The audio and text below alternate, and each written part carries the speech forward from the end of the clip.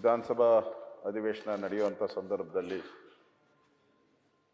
ಅದು ಈ ಅಧಿವೇಶನಕ್ಕೆ ಸಂಬಂಧಪಟ್ಟಂತೆ ಮೊನ್ನೆ ತಾನೇ ನಾವು ಮೇಟಿ ಅವ್ರದ್ದು ಸಂತಾಪ ಸೂಚನೆಯನ್ನು ಮಾಡಿದ್ದಾರೆ. ಅವರು ಸಿಟ್ಟಿಂಗ್ ಮೆಂಬರು.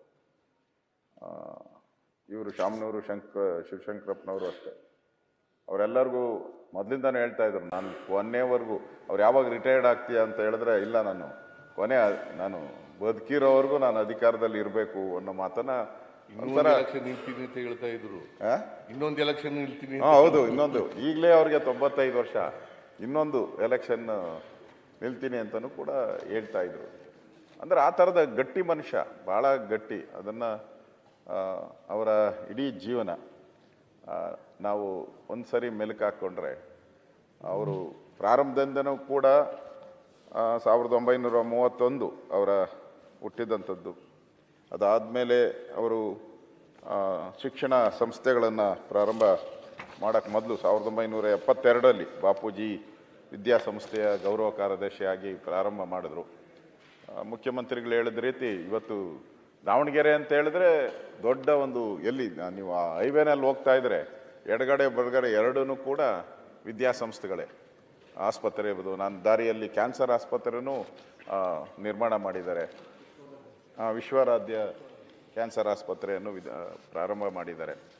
ಅಂದರೆ ಇಡೀ ದಾವಣಗೆರೆಗೆ ಒಂದು ಕಳೆ ಕಟ್ಟೋ ರೀತಿ ವಿದ್ಯೆಗೆ ಒಂದು ಪ್ರಾಮುಖ್ಯತೆಯನ್ನು ಕೊಟ್ಟು ಈ ಸಂಸ್ಥೆಯನ್ನು ಬೆಳೆಸಿದ್ದಾರೆ. ನಗರಸಭಾ ಸದಸ್ಯರಾಗಿ, ಅಧ್ಯಕ್ಷರಾಗಿ, ಶಾಸಕರಾಗಿ, ಮಂತ್ರಿಯಾಗಿ, ಅದು ಸಿದ್ದರಾಮಯ್ಯನವ್ರ ನೇತೃತ್ವ ಸರ್ಕಾರದಲ್ಲಿ ತೋಟಗಾರಿಕೆ APMC ಸಚಿವರಾಗಿಯೂ ಕೂಡ ಕೆಲಸ ಮಾಡಿದ್ದಾರೆ. ಸೊ ತೋಟಗಾರಿಕೆ ಅವರು ಬಸವರಾಜ ಬೊಮ್ಮಾಯಿಯವರಿದ್ದಾಗಂತೂ, ಅವರು ಮುಖ್ಯಮಂತ್ರಿ ಆಗಿದ್ದಾಗ ವಾರಕ್ಕೊಂದು 4 ಸರಿ ಅಲ್ಲಿ ಅವರ ಆಫೀಸಲ್ಲಿ ಇರೋರು. ನಾನು ನೋಡೇನಲ್ಲ, ಬಂದಾಗ ಹೋಗಿ ಅಲ್ಲಿ ಕೂತಿರೋರು. ನಾನು ಬೊಮ್ಮಾಯಿಯವರ ಹತ್ರ ಹೋಗ್ತಾ ಇದ್ದೆ, ಅವರು ಗ್ಯಾರಂಟಿ ಅಲ್ಲಿ ಇರೋರು. ಅಂದರೆ ಕ್ಷೇತ್ರದ ಕೆಲಸ, ಸಮಾಜದ ಕೆಲಸ, ಮತ್ತು ಭಾಳ ನಿಷ್ಠೂರವಾಗಿ ಮಾತಾಡ್ತಾಯಿದ್ರು. ಅವರು ವೀರಶೈವ ಮಹಾಸಭಾದ ಏನಾದರೂ ಪ್ರಶ್ನೆಗಳು ಬಂದಾಗ ಧೈರ್ಯವಾಗಿ ಹೇಳ್ತಾಯಿದ್ರು, ಧೈರ್ಯವಾಗಿ ಅರಸ್ಕೊತಾ ಇದ್ರು. ಇವ್ರು ಹೇಳಿ ಸ್ಟೇಟ್ಮೆಂಟ್ಗೆ ಯಾರು ವಿರುದ್ಧ ಹೇಳೋಕ್ಕಾಗಲ್ಲ. ಆ ಥರದ ಒಂದು ಸೀನಿಯಾರಿಟಿ, ಆ ಸಮಾಜಕ್ಕೆ ಮಾಡಿದಂಥ ಸೇವೆ ಆಧಾರದಲ್ಲಿ ಯಾರು ಕೂಡ ಇವರಿಗೆ ಪ್ರತಿರೋಧ ಹೇಳುವಂಥ ಪರಿಸ್ಥಿತಿ ಇರ್ತಿಲ್ಲ. ಆ ಥರದೊಂದು ಸ್ಟ್ರೇಚರ್, ಇದೇನು ಒಂದೇ ದಿನಕ್ಕೆ ಸ್ಟ್ರೇಚರ್ ಕ್ರಿಯೇಟ್ ಆಗಲ್ಲ, ಒಂದೇ ದಿನಕ್ಕೆ ದೊಡ್ಡ ವ್ಯಕ್ತಿ ಆಗಕ್ಕೆ ಸಾಧ್ಯ ಇಲ್ಲ. ನಿರಂತರವಾಗಿ ಆ ಸಮಾಜದ ಕೆಲಸ ಮಾಡಿದಾಗ ನ್ಯಾಚುರಲ್ಲಾಗಿ ಸಿಗುವಂಥ ಒಂದು ಗೌರವ ಅವರಿಗೆ ಸಿಕ್ಕಿತ್ತು.